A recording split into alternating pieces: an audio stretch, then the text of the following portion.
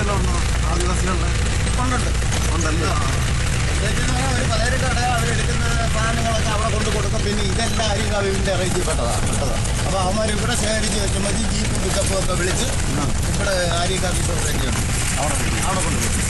നമുക്ക് തേനൊക്കെ വാങ്ങിക്കണമെങ്കിൽ റോസ്മലയില്ല അല്ലേ? ഉണ്ടല്ലോ.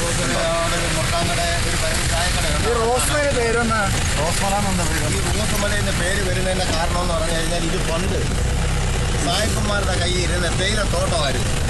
ഇല്ല, തീർന്നോ? ഇപ്പം ഇല്ല. ഈ തേയിലത്തോട്ടമായിരുന്നപ്പോഴത്തേക്ക് ഒരു മദാമയുടെ പേരായിരുന്നു റോസ്.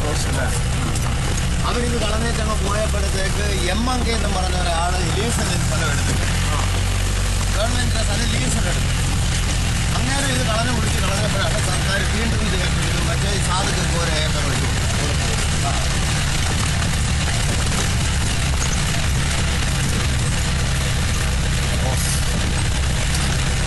പരേര റോസസ് എന്നുള്ള പേരിൽ 1995